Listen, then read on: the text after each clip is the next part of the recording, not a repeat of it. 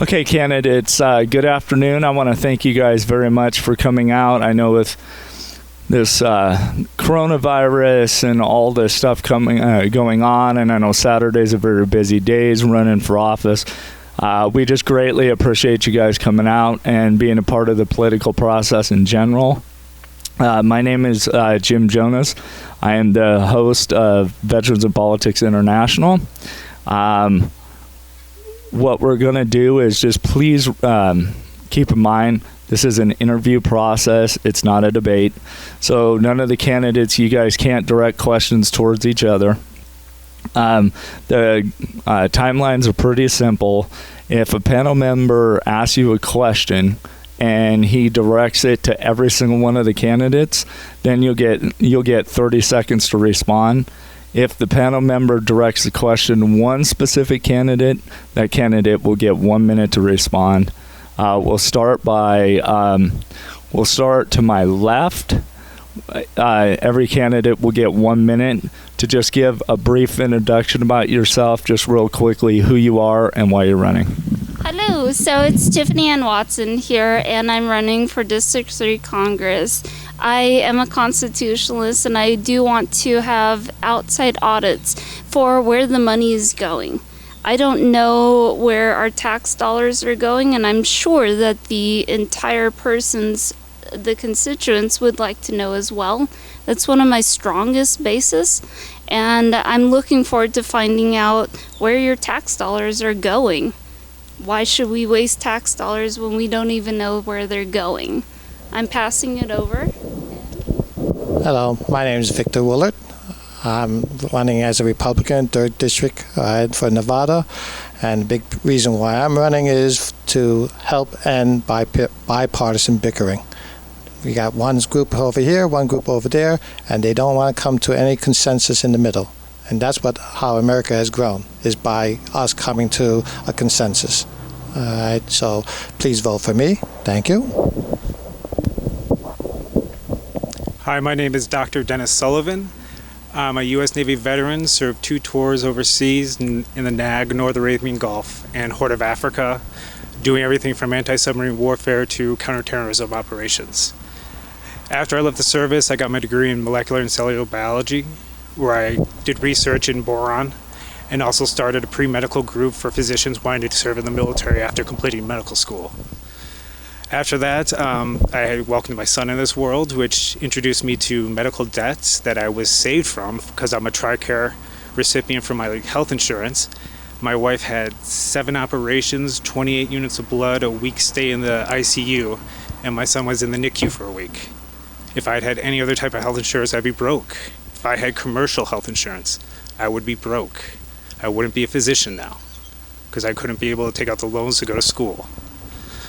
There's a lot of problems in Washington right now, but there's not anyone with actual leadership to do things. There's not people with education about science to guide us through climate change. Physicians to guide us through restructuring our healthcare system, which drastically needs it right now as we deal with the COVID-19 crisis. Thanks. This one's off now. Yeah. My name is Corwin Newberry. I'm running for Congress in the 3rd District. That compromises Henderson and Boulder City and Laughlin. I'm running because I am basically fed up, and I've had it with Washington and the lack of common sense and the lack of logic that's gone on there in trying to take care of the problems that we have as a country, whether it be immigration or global warming or anything else. It just seems like that it's a constant fight in Congress and nothing gets done.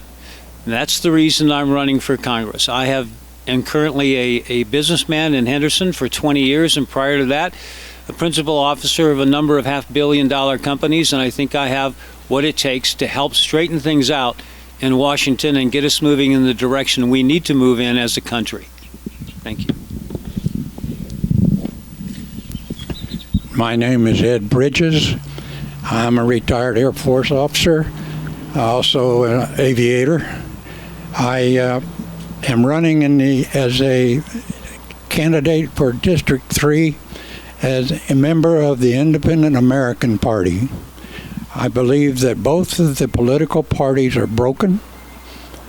They have evolved until the point that they're more concerned about their political party power than they are about the people power.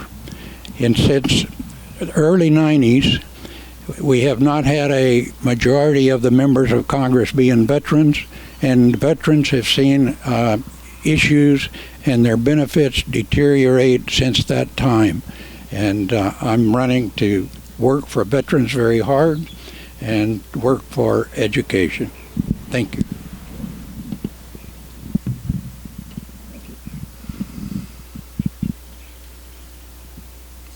Hello, my name is Brian Nadell, and I am a Republican, and I am running in the Congressional District 3.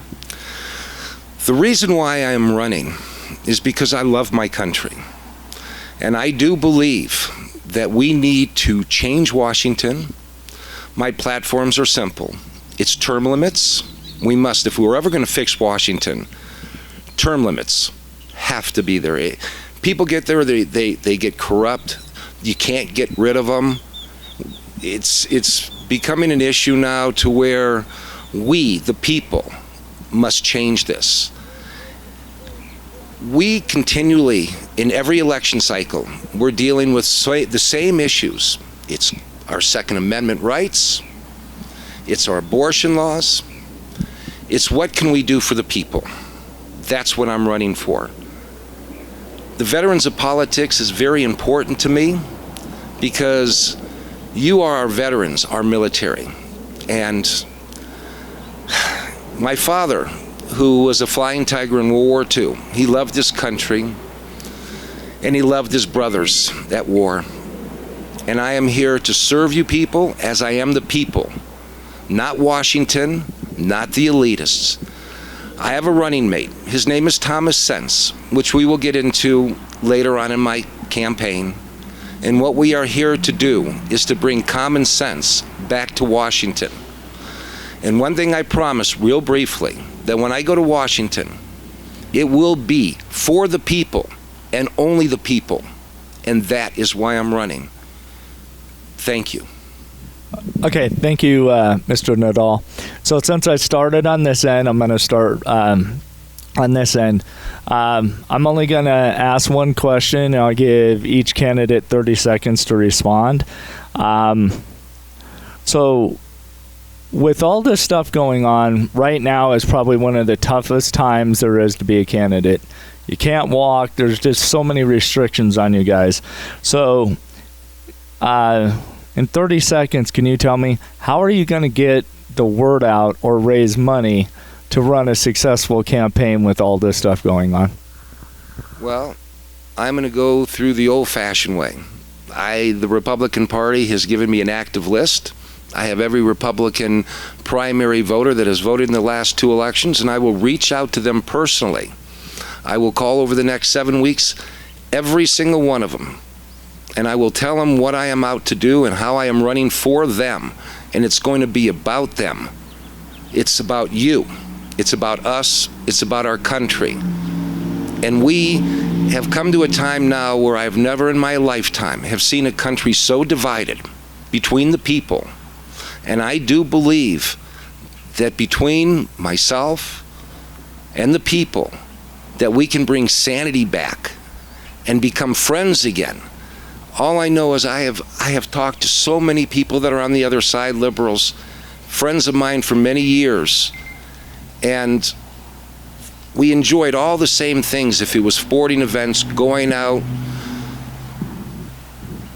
we were always able to get along at the end of the day. And now, because of this division in politics and the media dividing us the way we have, it's time that we reach out to the people. And that's what we need to do, and bring common sense back, which isn't so common anymore, and unite the people again.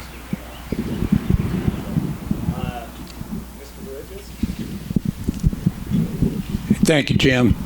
I'm intending to go back the old-fashioned way, probably use direct mail. That's easy, goes to everyone, it doesn't discriminate, doesn't hurt anybody, doesn't take many germs, and I will be present at every possible gathering that I can and talk to all the people in groups like this that I can to get my name out and the party.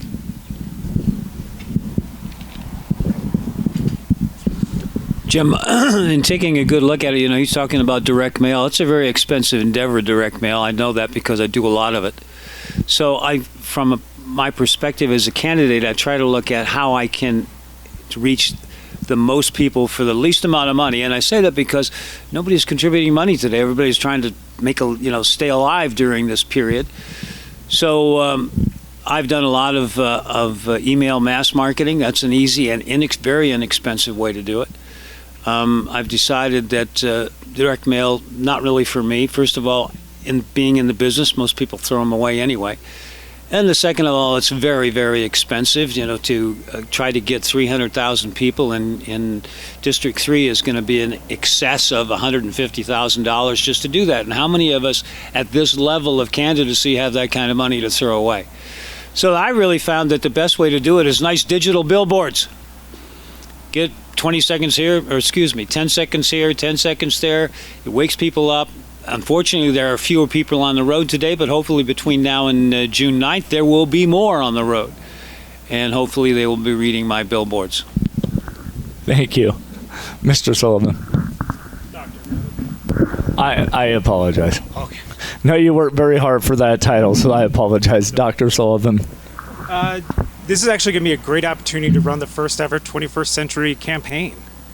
Digital, not doing billboard signs or things like that, keeping the cost down, not having to find big ticket donors to do those big things that you don't need anymore. Right now, this is, with everything being mail in for June, it's the next 30 days that count. It's how much exposure you can get digitally on Twitter, Facebook, or being picked up by the news, or doing grassroots through organizations like yours, where you guys have a dedicated fan base to disseminate to once you guys find a candidate you like. And that's going to be the path forward.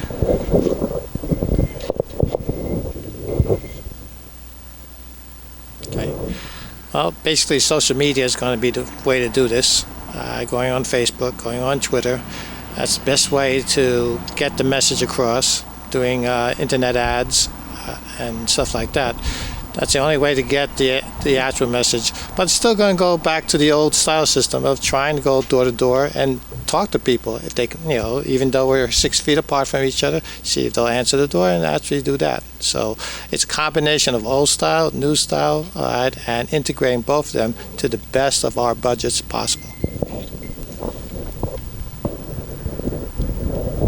I do. Social media is actually the way of the future. Everybody knows that. People don't check their mail any day. And you're wasting a lot of trees. You have a lot of people that don't want to send out mailers because all you do is throw them out. Let's just be blunt. You just throw them out. Nobody reads a sign any day. So what I think is best is we get the message across about the Constitution and about what the people's rights actually are. And that way people can make the decision for themselves. Uh-oh, it made a beep. Yeah, sorry, I do understand 30 seconds is very short, but we do have a lot of candidates. Can we start all the way down at the end, since I do apologize, you got skipped.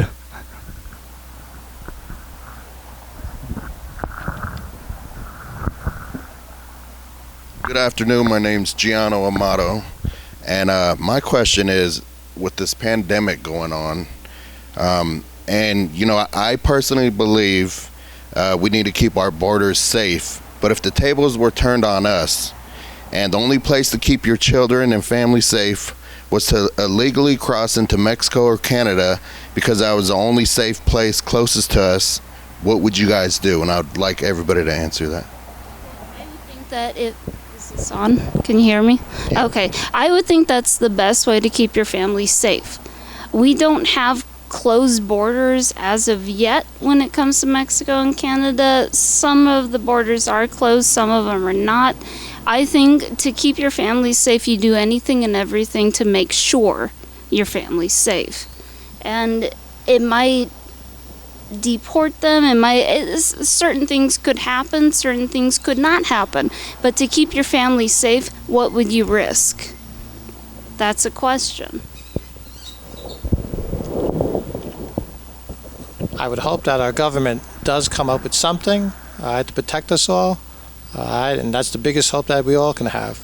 But if need be, if I need to protect me and my family, then if I need to go someplace else, then that's what's going to happen. But we need to have some sort of cure, some sort of remedy for the situation, and it's going to take time. And once, hopefully come the fall, they'll have something when COVID comes back, all right? And that's what they're saying. Can I just get the question one more time? So if the only place, especially with the pandemic going on right now, if the only place to keep your children and your family safe was to illegally cross into Mexico or Canada, what would you do? If that was the only solution, that'd be a horrible solution, because in Mexico would be dealing with the exact same thing we are, and we'd be giving our problems to the country next to us. What we need is get leadership in this country to tackle the problems with us, get a safety net over the country that understands that it is something that ships materials across country. Sometimes you do need to bypass the private markets. We need to fix the problems here, not run across the border, spreading new problems to new areas. We need to confront them. If you only had one day to choose, and that was the only safe place, was either Mexico or Canada, what would you do? If it was. But if it was then, with a mass horde of people crossing the border illegally, they're going to bring COVID-19 with them. And it's going to be the same thing in a new place. You're just sinking another ship. Stay here and fix the ship. Sorry, I'm Navy.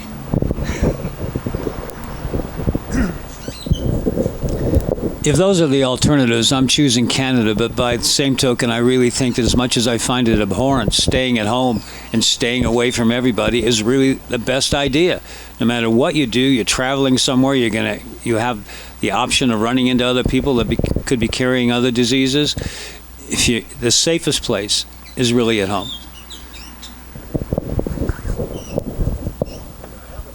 Thing about something that's more important to me than my safety, and that's my liberty and my freedom for my country. I'd stay right here, work it, do what I normally do, work for my freedom, work for our constitutional rights, and help fix it from within. Thank you.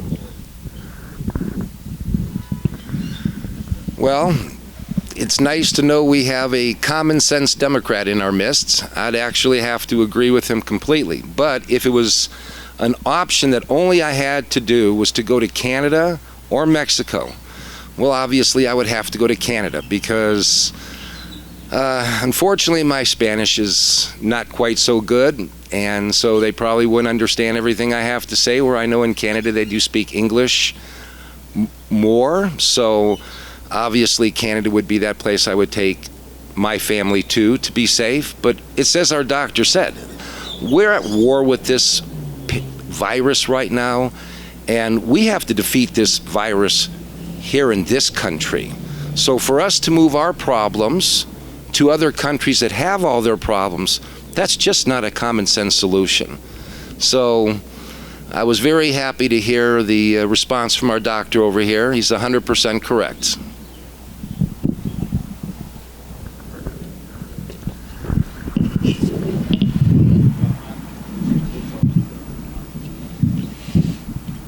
All right, I'm going to go with a big ticket question here.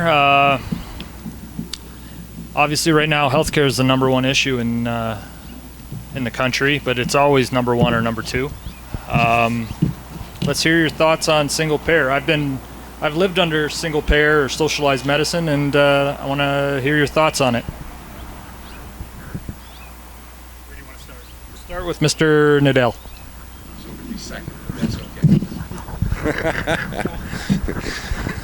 Well, obviously we do have some issues with our health care and what is the best health care for the people.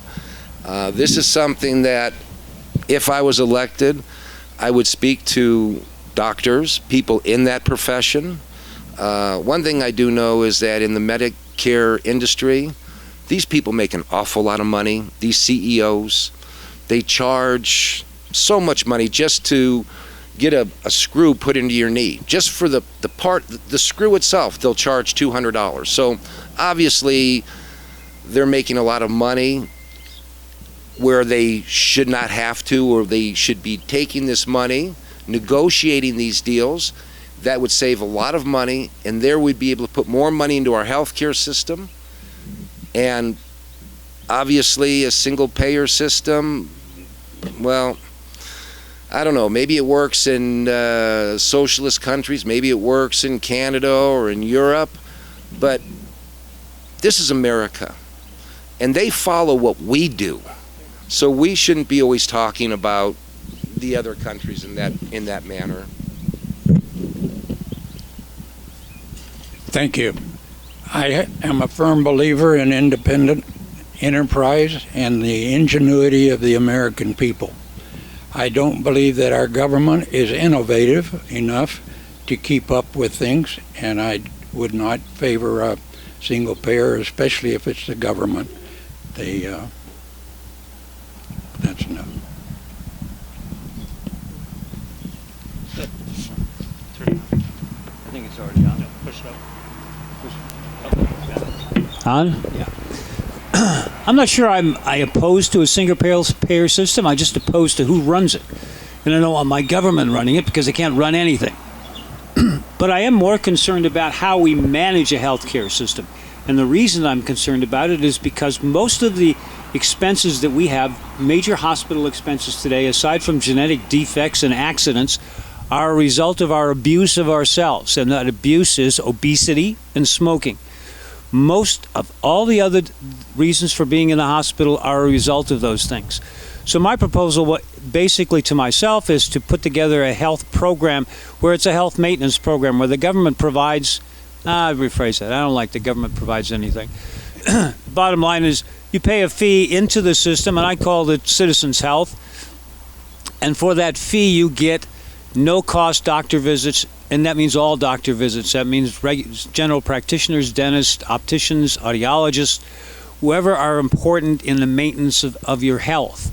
And the other thing is that part of that program is that if you are obese or you are a smoker, you have to get involved in a smoking cessation program or a weight loss program.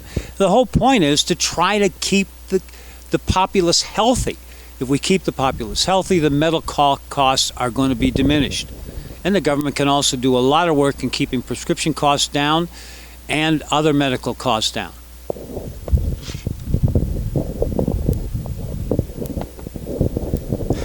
A single-payer system in the United States is going to happen eventually. The question is how long it takes us to build the system to get there. The idea of having even hospitals as silos around the country only worry about what's in their building and not worried about the town over is crazy.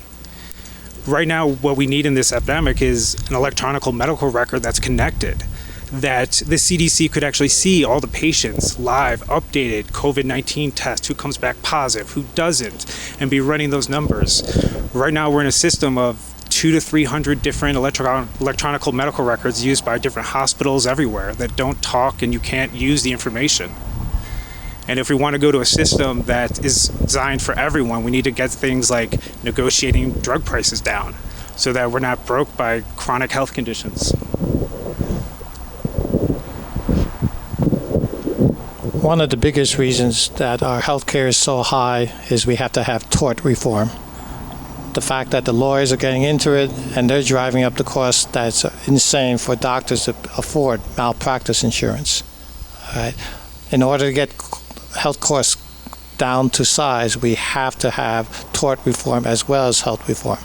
Eventually, as my colleague over here said, we will get to a single-payer healthcare system, but we're going to have to wait and see how the American public would like to see that delivered. Hello. I'm not sure 100% how to answer that question due to the fact that it should be up to the individual. It should be up to the individual how they want to pay their health care and why is the government involved. To understand their healthcare system, I don't know. So there's a lot of underlining information that I'm not fully understanding. And I think that they're not understanding that as well. With the healthcare system, it should be up to the person to decide what they want to do. And my time's up.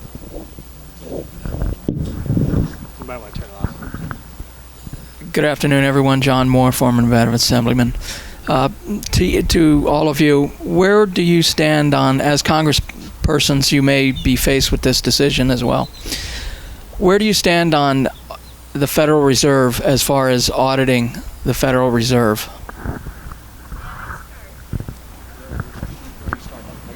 Yes. I think that everything and anything that the Federal Reserve has in their pockets should be audited, and an outside independent audit, everything and anything. Where are their hands in the cookie jar? I think we should, as taxpayers, know where the money is going. Why are we not being told where our taxpayer dollars are going? I want to know everything. Everything. Our school districts, everything. That's where I stand. I want all of it outside audited, independent audits. That's where I stand. I welcome audits. I think they're necessary to keep things above board, transparent, and so in that regard, I believe audits should be done. I agree that the audit should be done, but all the results should be made as public as possible to make it transparent.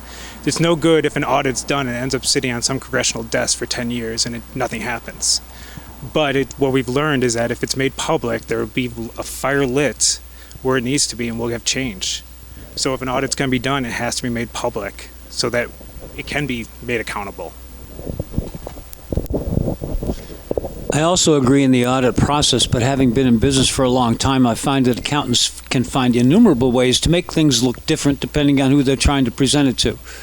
So having it available to the public is obviously a very important thing to do, but more importantly, an independent audit away from the government, from someone taking a look at it from the perspective that concerns how we spend our money, how we save our money, and what we're doing for the people.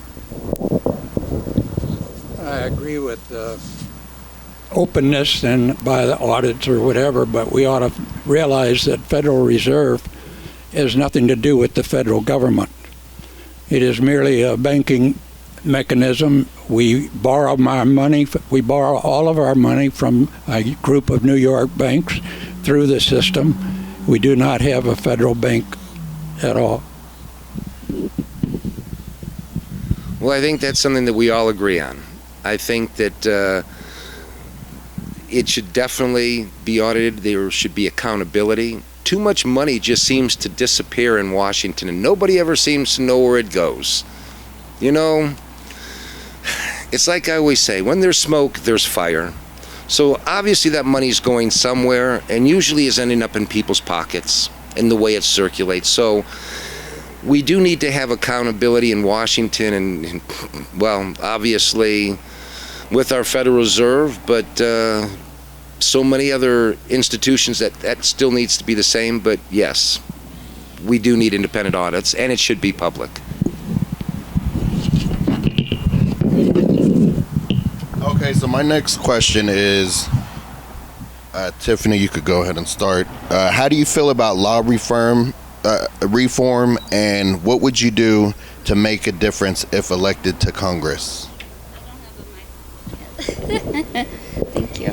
May you repeat the question, please, Gianna? How do you feel about law reform, and what would you do to make a difference if elected to Congress? If elected to Congress, I would have to understand exactly what we'd be referring to. What are we talking about? What exactly are we referring? What are we doing? And that would be my main thing. If we're going to reform, like healthcare, by instance, I would not want to read exactly what is going on to the health form plan. And if we're going to review the school board, I'd like to know exactly what we're doing. So prestigious accountability is something that I would want to know. And then after that, then I would allocate everything and anything that I could do to help my constituents to make sure that their children are actually in the right state that they should be. Thank you for the question. Same question? Yeah, same question. Can you repeat it, please? How do you feel about law reform, and what would you do to make a difference if elected to Congress? Well, law reform in terms of healthcare is going to be very important because it's necessary to bring the costs down. If we have that law reform, we put a maximum to limits in terms of how much one person can get sued, that's going to be a great deal difference. But again, we need to look at each one as a separate issue. Whichever area you're looking at has to be addressed in a separate issue, taking a good look at it, and then decide, is it something that we want to do, or is it something we don't want to do? Thank you. Is there a particular area of law you're referring to, or? Mainly healthcare. Mainly healthcare. A lot of its reversing laws have been passed for the last 10 years. The inability to negotiate prices, the caps on residency programs for physicians, student loan repayment programs that are getting currently messed up by DeVos in the Department of Education. There's a lot of reform that needs to happen in healthcare to get more physicians out there, to cut the red tape so they can actually treat their patients better, to bring down the cost that we can actually survive. Right now we're dealing with a system that's about to crack, and we're watching it crack before us. Well, now that you've made that clear about the medical profession, yeah, I think there are a lot of laws that need to be changed, and certainly some that should be initiated with respect to costs for medical supplies and prescription drugs. I got to tell you a funny story. I got a prescription the other day, and I picked it up in the pharmacy, and it was $9. And on the top of the thing, it said, "You just saved $314." And I thought that was terrific. So I got online to find out how much I'd have to pay for it in Canada. It was $9. So the whole point being that if these things can happen in other countries, and I'm sure there are some subsidies that Canada provides for these medical prescriptions, but the bottom line is we need laws to control these things so that the pharmacies aren't, and pharmaceutical companies aren't making a gazillion dollars. Sure, we want them to make a profit, but we don't want to do so at the expense of the American public.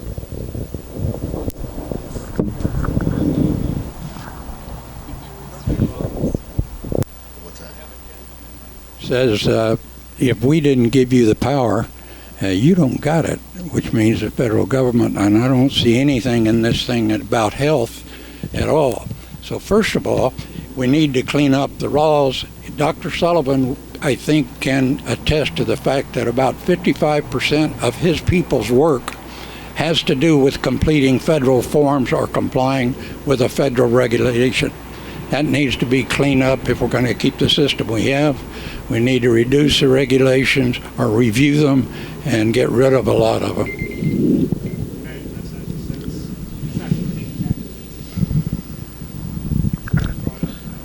Go ahead. No, just about healthcare being 50% duty. I meant 55% of the work that your people do has to do with requirements for the federal government.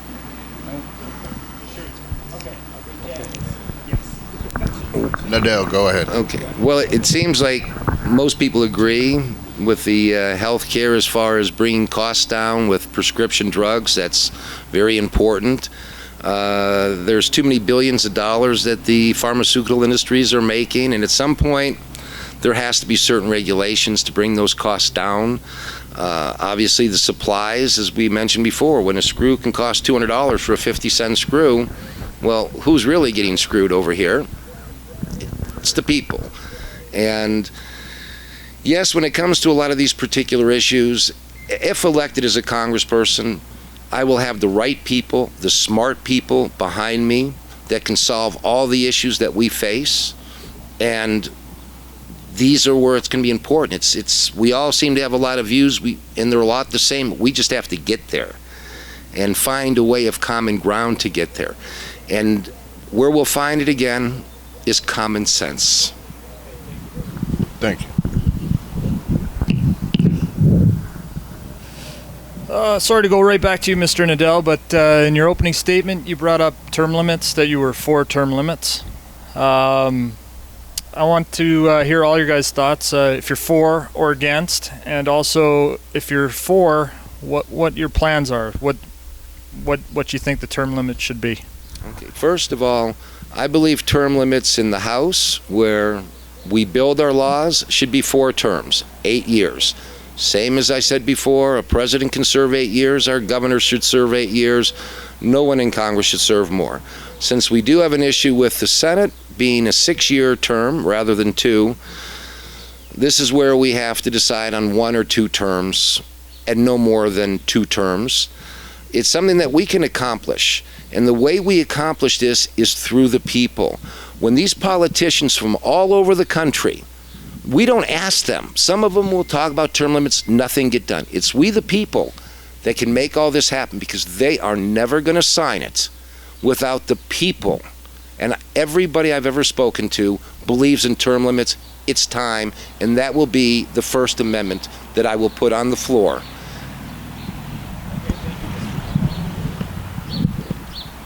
Well, I agree with term limits.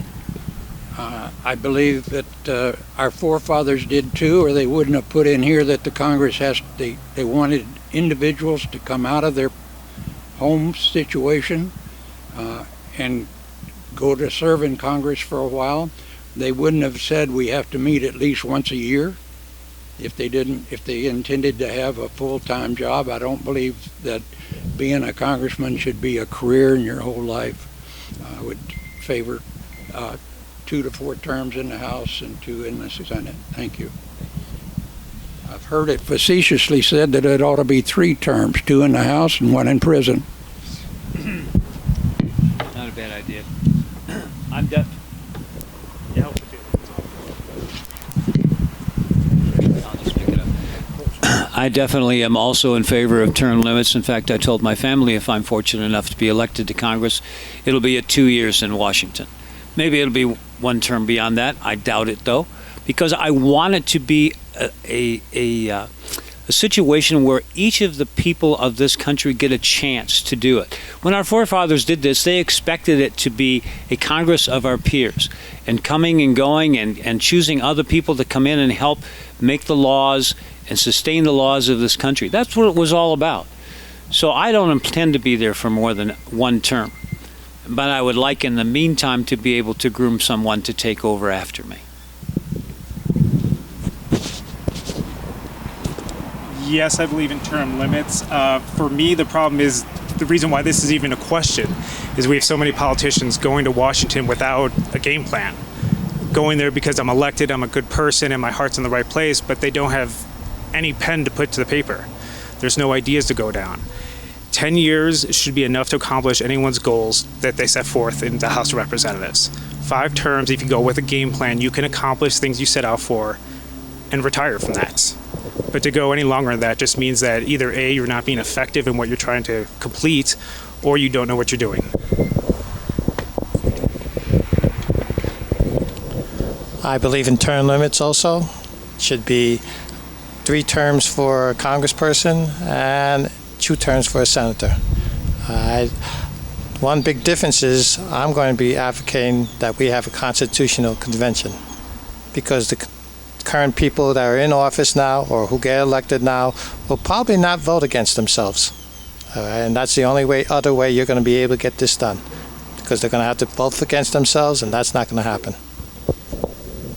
I do not believe in term limits. I believe in elected limits. I believe that once you're elected and you continuously be elected by your peers, that's who elects you. So no, I do not believe in term limits.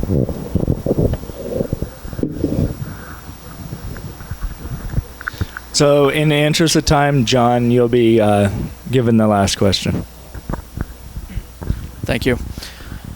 As Congress persons, potentially, where do each of you stand on Yucca Mountain being a repository and that sort of thing?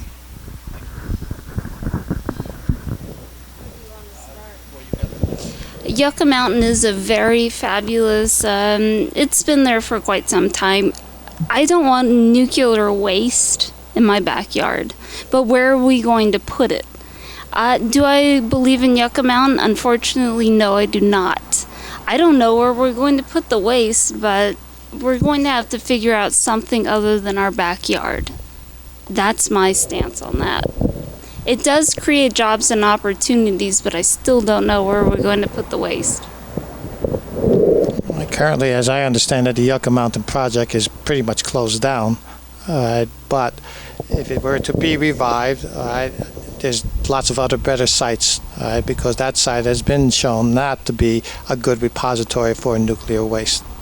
Okay, so we need to find someplace else, or we have to find a technology to make nuclear waste less harmful to the environment. Yucca Mountain is an inherited problem that's not going anywhere. It's not going to be moved. All that we can hope to do is diminish it over time and not add to it. We have a nuclear stockpile that right now the material is being looked at to whether or not it can be used for space exploration, which would be a fantastic way to get it off planet completely. Do we want to add to it? No. Do we want to start stockpiling everything from across the country there? No. What we have is the limit of what we have, and we need to start finding ways to decrease it. Yeah, I agree. Yucca Mountain is kind of a dead issue. I really think somebody should sit down with Elon Musk and talk about using SpaceX to take all that stuff and send it on its way to nowhere. There needs to be a place to dispose of nuclear waste. Nobody wants it. Maybe a good idea is to send it on its way to another galaxy.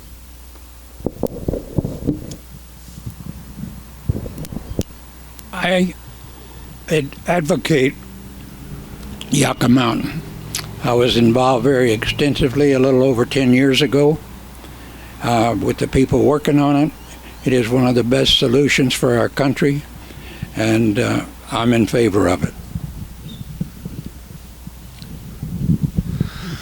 Well, unfortunately, again, he's sort of right there. It's something that we don't want in our backyard, and believe me, I feel living here that I'm not excited about a nuclear dump being right around the corner from us. But it's like our doctor says, it's here, and until we can figure a way to remove it from Nevada, these are issues that we're going to have to get involved with and figure a way to, if whatever, send it out to space. But I do not like it in our backyard, but it sort of is what it is.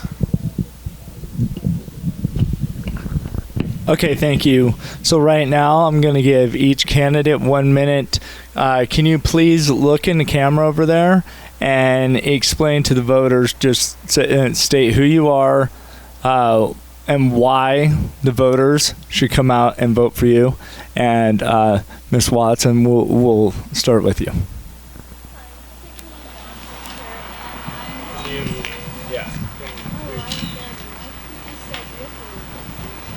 Oh, yeah. Sorry about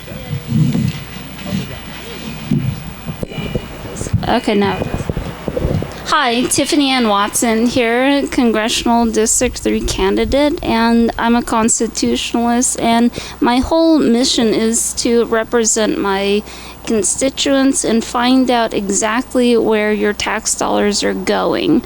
And then after that's done, then we can allocate where the money is to the federal government and have everybody actually represented. We need representations of the entire district. So 702-496-2945 is the number. Tiffany Ann Watson is the email address at outlook.com, and we can always agree to agree, and if we don't, that's okay, because we're still going to represent you as a person.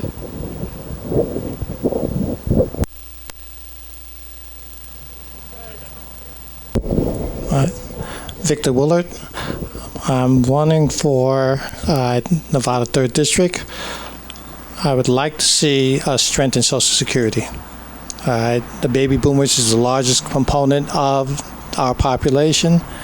That's the biggest section of the population, and so we need to make programs, all right?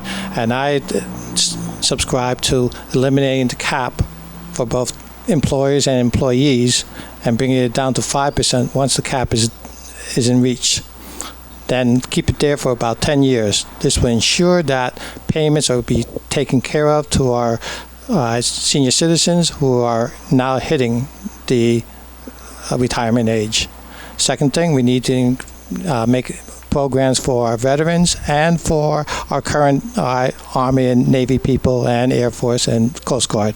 We need to make the military a little bit more responsible in terms of giving them a little bit better living wage so that they can go on. And last is the education part. Being an educator for 33 years in New York, we need to bring education reform throughout the entire country.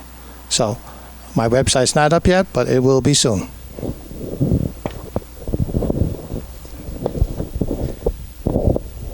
Hi, I'm Dr. Dennis Sullivan. I'm a U.S. Navy veteran and a physician equipped with the tools to solve the problems of today. We're facing a country that is getting strangled by COVID-19. We don't have transportation across our country. We can't move products. We can't have workers going to work. We need somebody that's there to address the problems we have, climate change. We need people to understand that it's a problem that's not going away, and just because you're not going to be here in 40 years, it's still a problem that needs addressing, because a lot of us are.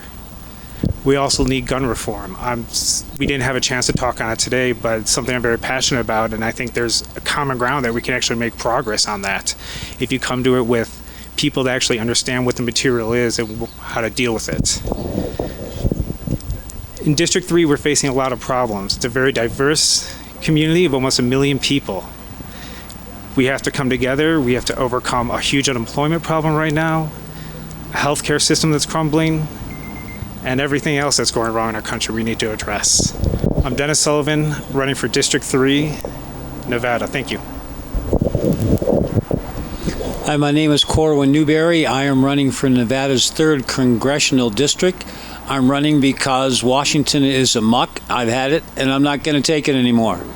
I want to bring some common sense and some logic to Washington to deal with the problems that are really bothering us today, and they are immigration and gun control and climate change and health care and environment and budgets and spending and international trade. These are the things that are important to this country. Unfortunately, Congress, generally Democrats, have decided that just getting rid of Donald Trump is the most important thing that you're concerned with. I don't believe that to be the fact. I want to go to Washington, and I want to get it straightened out. Again, my name is Corwin Newberry. The website is newberryforcongress.com. Hello, my name is Ed Bridges. I am your only choice that you have these days. The two parties that have been running our country for the last 100 years are broken, in my opinion. Take the Democrats. I didn't spend 22 years in the Air Force and expose myself for 492 missions in Vietnam to support the socialist agenda. They've been hijacked by socialists. The Republican Party has been the gang that can't shoot straight for as long as I can remember. I've been a Republican. I've run for Congress on a Republican ticket. They are in danger of becoming the elitist party. However, both parties' agenda is to get support for the party. I hear them talking all the time that we need to get the party here, we need to get this for the party. What happened to the people that they're supposed to represent? I'm Ed Bridges. I'm a member of the Independent American Party, and I'm running for JD, Congressional District 3. Thank you. I'm sorry. Hello, my name is Brian Nadel, and I am running for the U.S. Congress for the people. The name of my campaign is Common Sense USA. I would like to bring out my running mate. His name is Thomas Sense. He actually wrote Common Sense. We will get into this a little later into our campaign. My goals is very simple. It's to bring back unity to our country. It's to deal with our issues from our borders, our immigration policies, our health care, our jobs, term limits, which I feel is very important, our abortion issues that we need to start using common sense for. The left has seemed to have gone amok at this particular time. I am running Nevada for you, for us, the people. I have 3 beautiful daughters, 2 granddaughters that I would also like to have a future and see a bright future in our beautiful country. And yes, I do support our President, Donald J. Trump. Okay, thank you very much. At this time, that concludes our endorsement interview for Congressional District number 3. We want to thank you guys very much for coming out with all this stuff going on. Also, just on a personal note, I want to thank all of you guys for running for office. It's one of the toughest things there is to do, but I believe it's also one of the most important things to do. So with that, thank you guys very much, and best of luck to all of you.